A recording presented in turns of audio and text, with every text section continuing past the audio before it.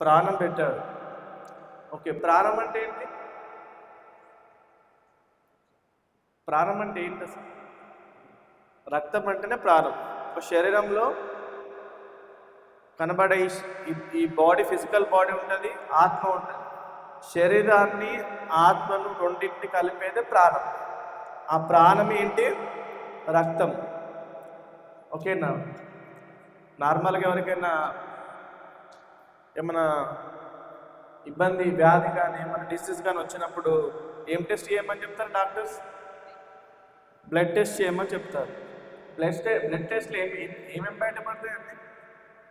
అన్నీ, ప్రతి ఏ డిసీజ్కి అయినా దేని నుండి వస్తే ఇన్ఫర్మేషన్? బ్లడ్డే. బ్లడ్లోనే హిమోగ్లోబిన్ ఎంత ఉంటుంది, వైట్ బ్లడ్ సెల్స్ ఎంత, రెడ్ బ్లడ్ సెల్స్ ఎంత, ఇంకా చాలా ఉంటాయి. మనకు తెలియని విషయాలన్నీ చాలా ఉంటాయి. బ్లడ్ టెస్ట్ చేయమని చెప్తారు అన్నట్టు. అంటే యేసుక్రీస్తు ప్రభు వారు ఈ లోకానికి వచ్చి ఏం పెట్టాడు అన్నట్టు? ప్రాణం పెట్టాడు. ఎంత సమయం టైం? 10 నిమిషాలు నేను క్లోజ్ చేసేస్తా. రక్తము ఆయన ప్రాణం పెట్టాడు అంటే రక్తం అంతా కార్చేశాడు అన్నట్టు. మనకు లేవియా కాండంలో చూసుకుంటే అక్కడ మనకు మొదటి ఆజ్ఞ ఏంటిది? మనకు దేవుడిచ్చిన మొదటి ఆజ్ఞ, నీ దేవుడైన ప్రభువుని పూర్ణ హృదయంతో, పూర్ణ ఆత్మతో, పూర్ణ మనసుతో సేవించాలని రాయబడ్డది. దానికంటే ముందే ఒక ఆజ్ఞ ఇచ్చాడు. ఆ ఆజ్ఞ ఏంటంటే, మీరు ఏదైనా బలి ఇచ్చినప్పుడు దాని యొక్క రక్తాన్ని తినొద్దు. ఇది చాలా ప్రధానమైన ఆజ్ఞ. అందరు తెలుసు కదా మీకు? తెలుసా తెలియదా? నార్మల్గా అందరూ ఇక్కడ ఉన్న వాళ్ళలో ఎంతమంది క్రిస్టియన్స్, అంటే బై బర్త్ క్రిస్టియన్స్ ఎంతమంది? పుట్టినప్పటి నుంచి క్రిస్టియన్స్ వాళ్ళు ఎంతమంది ఉన్నారు ఇక్కడ? అంటే అందరూ మారిన వాళ్ళు కాకుండా, అంటే ఎవరు లేరు. అంటే అందరూ నార్మల్గా దేవుడిని తెలుసుకొని తన కృప ద్వారా రక్షించబడ్డారు. మీ ఇంట్లో ఎప్పుడైనా పండుగలు చేశారా?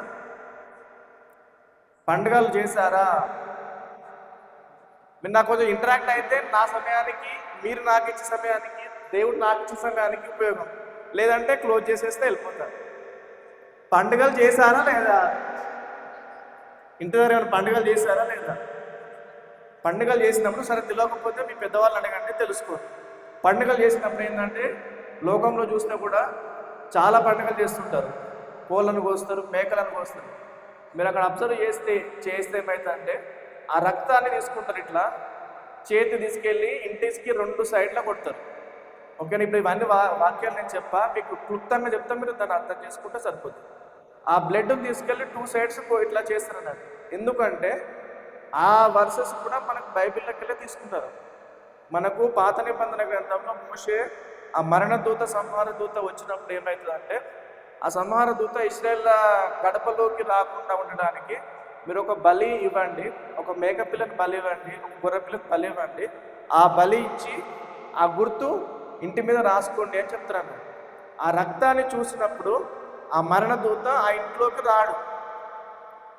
అందుకనే ఈ లోకంలో ఉన్న వాళ్ళకి ఏంటంటే, వాళ్ళు ఈ సంవత్సరం పండుగ చేస్తారు, ఇదే సమయం ఈ నెలలు అనుకొని పండుగ చేస్తారు, మళ్ళా వచ్చే సంవత్సరం మళ్ళీ అదే పండుగ చేస్తారు. ఓకేనా? హెబ్రీ పత్రికలో చదివితే ఏమవుతుందంటే, గొర్రెల యొక్క, మేకల యొక్క రక్తము పాపం తీసివేయటం అసాధ్యమని రాయబడింది. అంటే వాళ్ళు ఈసారి చేస్తారు పండుగ, మేకను కోస్తారు, గొర్రెను కోస్తారు, మళ్ళీ నెక్స్ట్ ఇయర్ మళ్ళీ గుర్తుకొస్తాయి అన్నట్టు. అరే నేను ఈ తప్పు చేసిన మళ్ళీ పండుగ చేస్తాను. ఓకేనా? అట్లా ఎవ్రీ ఇయర్ చేస్తూ ఉంటారు పండుగలు. సో మనం దేవుని నమ్ముకున్న వాళ్ళు మళ్ళీ చేయాల్సిన అవసరం లేదు. ఎందుకంటే మనకు ఒక్కటే బలి అర్పించబడ్డది, అది అతి శ్రేష్టమైన బలి అని మనకి హెబ్రీ పత్రికలో రాయబడ్డది. ఈయనైతే ఒక్కసారి సదాకాలం నిలిచి ఒక్కటే బలిని అప్పగించేసినాడు. ఆ బలి వల్ల ఏంటంటే తన రక్తాన్ని మొత్తము సమర్పించేశాడు. ఆయన రక్తం వల్ల మనకు చాలా యూజెస్ ఉన్నావు. ఆయన రక్తం వల్ల మనకు దూరస్తులం, అంటే ఎక్కడో ఉండాల్సిన మనల్ని మన సమీపంలో వేస్తుంది. కానీ ఈ సమయంలో నేను ఒక చిన్న మాట గుర్తు చేయాలని ఆశపడుచున్నా. ప్రకటన గ్రంథం 1వ అధ్యాయం 6వ వచనం చూడండి. చదవండి, అందరు చదవండి. ప్రతి ఒక్కరు మీ బైబిల్ తీసి ఇది ఒకటే మాట, నేను ఏం చెప్పవచ్చు. 1వ అధ్యాయము 6వ వచనం.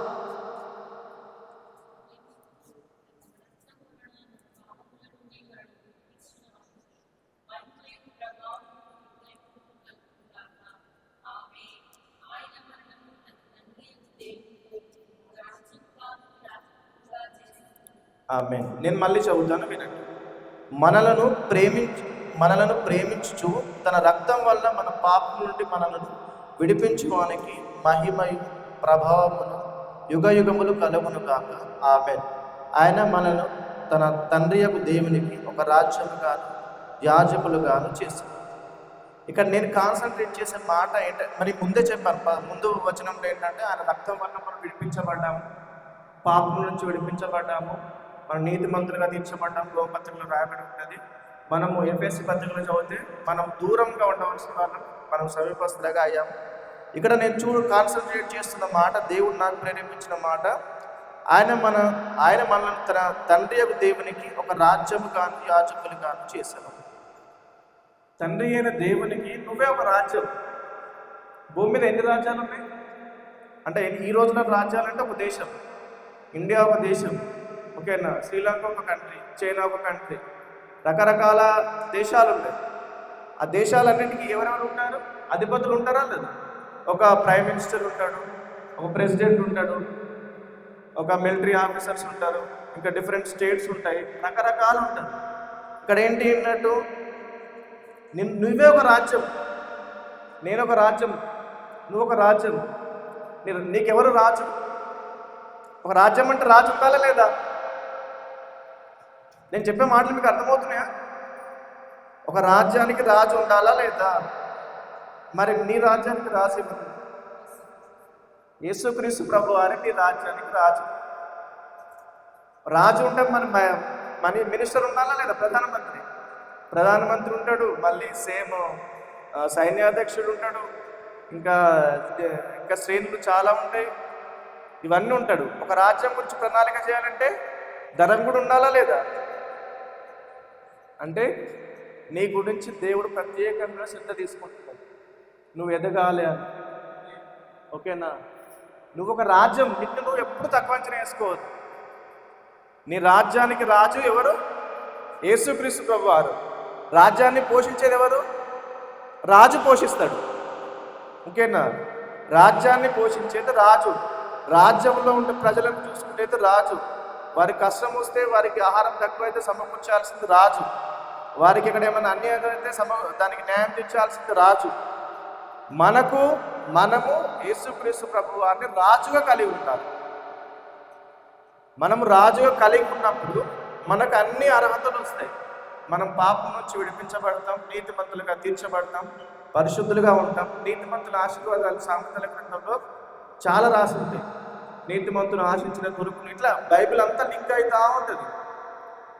అంటే నువ్వు దేవునికే ఒక రాజ్యంగా ఉన్నావు, దేవుడు నీకు రాజుగా ఉన్నాడు. కాబట్టి మనము ఏ విషయంలో కానీ మనం తక్కువగా అనుకోవాల్సిన అవసరం ఎంత మాత్రం లేదు. నీ గురించి ఆయన అన్ని చింతిస్తున్నాడు. మన గురించి ఆయన దూత గణాలనే పెట్టేశాడు. మనకు దూతలు ఉన్నారా లేదా? ఉన్నారా లేదా? ఉన్నారు. మన దూతలు పనిచేస్తాయా? మనకు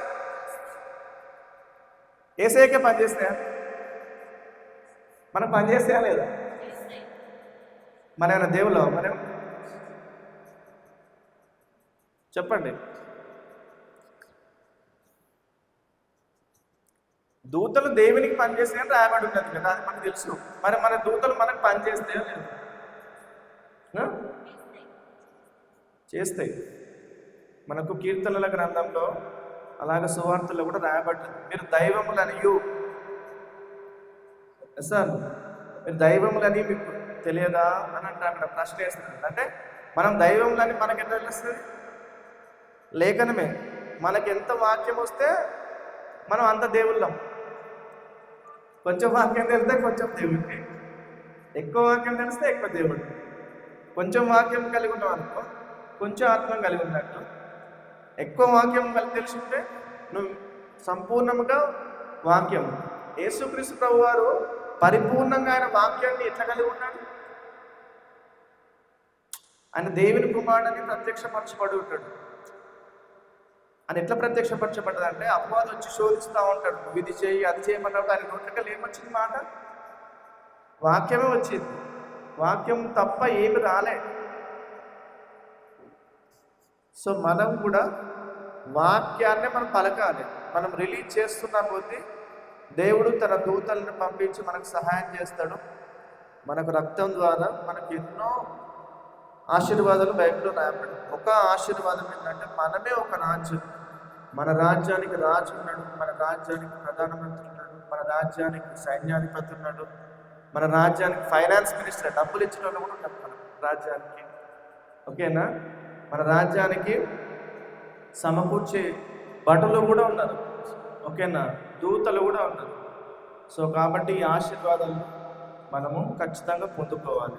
నేను ఎందుకు లాస్ట్ చెప్తానంటే, మీరు అందరు మాటలు సిద్ధపడి ఉంటారు కదా, మళ్ళీ నేను కొలాప్స్ ఇవన్నీ అవ్వకుండా ఈ లాస్ట్ మాట ఏదన్నా ఒకటి తీసుకొని ప్రేరేపించబడి చెప్తామనే ఉద్దేశంతో నేను లాస్ట్ తీసుకున్నాను. దేవుడు ఇచ్చిన ఈ సమయాన్ని బట్టి మీకు వందనాలు. ఈ కొంచెం సమయం మీకు అర్థమైందా? మనం ఇప్పుడు ఏంటి చెప్పండి అందరూ ఒకసారి. నేను ఒక రాజ్యం అని చెప్పండి. అందరం వెళ్ళిపోతాం ఇక్కడ. నేను ఒక రాజ్యం అని చెప్పండి. మీరు ఇట్లా చెప్పడం వల్ల ఏమవుతుందంటే, రోమాపత్రికలో రాయబడ్డది, మీ నోట్ వాక్యం అనేది మీ దగ్గరే ఉంది, మీ నోట ఉంది. ఆ నోట్లోకి వెళ్ళి పలికినప్పుడు కార్యాలు జరుగుతాయి అన్నాడు. మనం పలకాలి, పలకకపోతే కార్యాలు జరగాయి. విశ్వాసం పెరగదు, విశ్వాసం పెరగకపోతే మనం ఏం చేయలేం. డామినేట్ చేస్తూ ఉంటాడు అన్నాడు. అపవాది వచ్చి భయం పెడతా ఉంటాడు, భయం పెడతా ఉంటే మనం భయపడతా ఉంటాం. వాడిని ఎదిరించాలంటే మన వాక్యం. సో దేవుడిచ్చిన సమయాన్ని బట్టి మీకు వందనాలు చెల్లిస్తున్నాను. పాస్టర్ గారు, థ్యాంక్ యూ.